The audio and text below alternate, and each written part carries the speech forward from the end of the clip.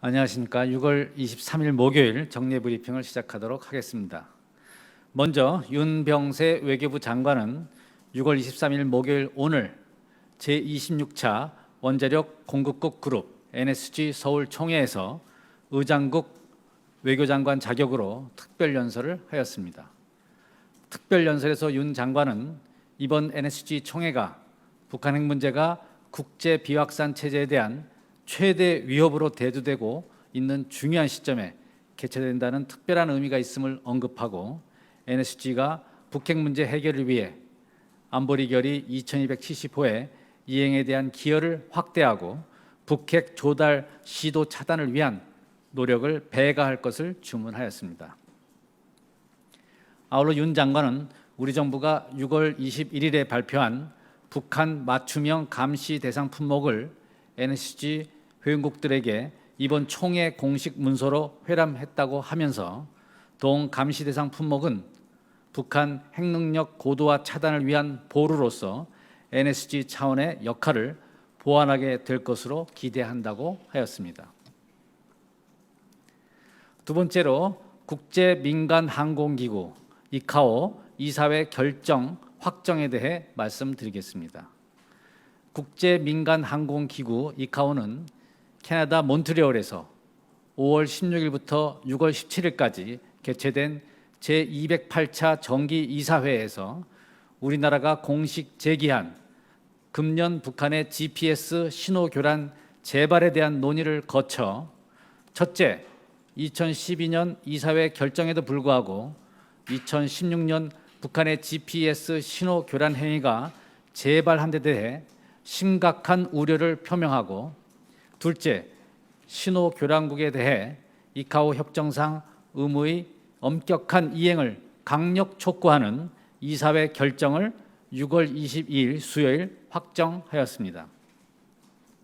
이카오 이사회는 2012년 북한 GPS 신호 교란이 발생했을 때에도 재발 방지를 촉구하는 이사회 결정을 채택한 바 있는데 이번 2016년에는 2012년도 결정에 비해 더욱 강력한 내용을 포함하고 있습니다. 우선 2012년 이사회 결정 채택 시 북한을 지칭하는 문구 포함에 반대하였던 러시아, 브라질 등 이사국들도 거듭 반복되는 북한 GPS 신호 교란 행위가 국제 민간 항공 안전에 중대한 위해 요소라는 점에 공감을 표하고 결정문에 북한을 지칭하는 문안을 포함하는 것에 대해 이의를 제기하지 않았습니다.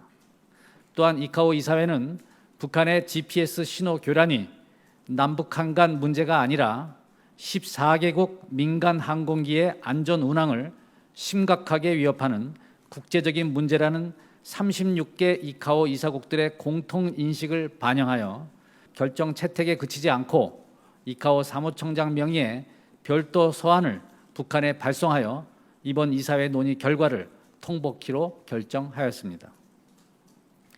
금년도 북한의 GPS 신호 교란 행위에 대해 이카오 이사회가 2012년 당시보다 더욱 강력한 결정을 채택하게 된 것은 국제사회가 북한의 국제규범 위반 행위에 대해 보다 단호히 대응함으로써 북한이 국제사회에서 더욱 고립되어 가고 있음을 보여주는 사례가 된 것으로 평가됩니다. 아울러 이는 유엔 안보리뿐만 아니라 기술적인 유엔 전문기구에서도 북한의 국제규범 위반 행위를 용납하지 않겠다는 사례라고 평가됩니다. 우리 정부는 앞으로도 북한의 GPS 신호 교란과 같은 국제 민간 항공에 위협이 되는 행위가 재발할 경우 외교부, 미래창조과학부, 국토교통부 및 관련 전문기관 간 긴밀한 협조하에 적극 대처해 나가는 한편 이카오 및 ITU 등 국제기구와도 긴밀히 협조해 나갈 예정입니다. 세 번째로 제6차 보호책임 R2P 국별 담당관 네트워크 회의 결과에 대해 말씀드리겠습니다. 우리 정부는 제6차 보호책임 R2P 국별 담당관 네트워크 회의를 동티모르와 공동으로 6월 20일 월요일부터 22일 수요일까지 서울에서 개최하였습니다. 아시아에서 최초로 개최된 이번 회의에는 50여 개국 대표가 참석하여 중대 범죄 방지를 위한 방안에 대해 심도 있게 논의하였으며 동해의 개최가 국제사회의 보호 책임 논의 진전에 기여한 것으로 평가합니다. 최종문 외교부 다재외교 조정관은 6월 20일 월요일 개회사를 통해서 중대범죄 예방의 중요성을 강조하고 2014년 유엔 북한인권조사위원회의 보고서가 북한 내 인권 침해 상황이 인도에 반한 죄에 해당된다고 지적하였음을 언급한 바 있습니다.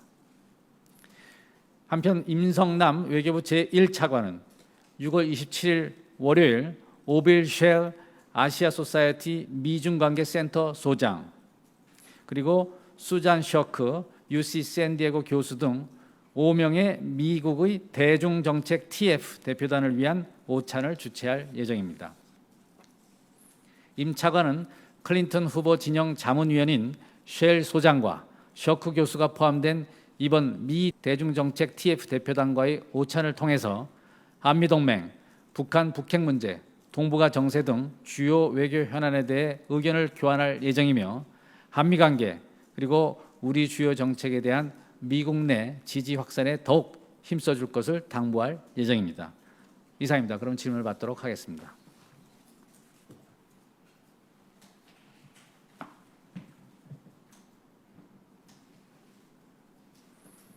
네, 질문해 주시죠. 미디어편의 김소정입니다. 이번 북한의 무수단 미사일 발사 이후에 유엔 안보리에서 언론 성명 채택이 불발된 걸로 알려지고 있는데요. 그 배경과 이유에 대해서 어떻게 파악하고 계시는지 말씀 부탁드립니다. 네, 제가 어제 대변인 성명에서도 말씀드렸습니다만 이번 북한의 미사일 발사는 명백한 안보리 결의의 위반입니다. 따라서 이에 대해서 유엔 안보리 차원에서 대응 조치를 취하는 것은 너무도 당연한 일이라 하겠습니다. 그래서 어제 현지 시간입니다. 어제 북한의 그 미사일 발사와 관련해서 한미일의 요청에 따라 안보리 긴급 회의가 소집되었고 거기서 안보리 언론 성명을 포함한 논의가 있었던 것으로 파악되고 있습니다.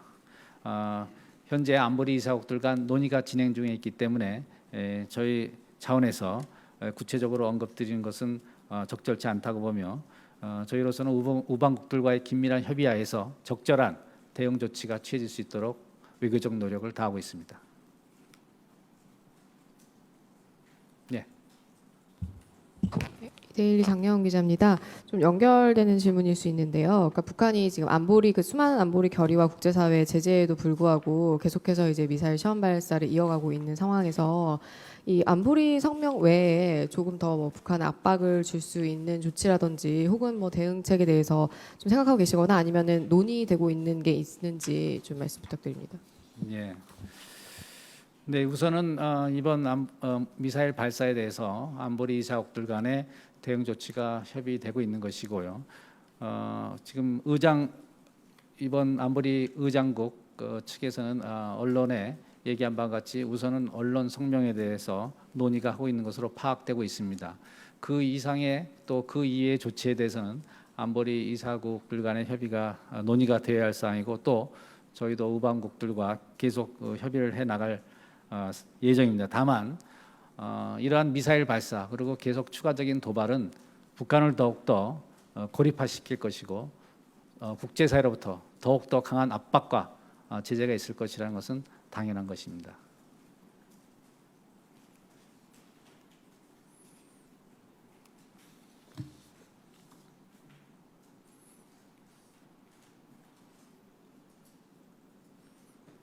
더 이상 추가 질문이 없으십니까?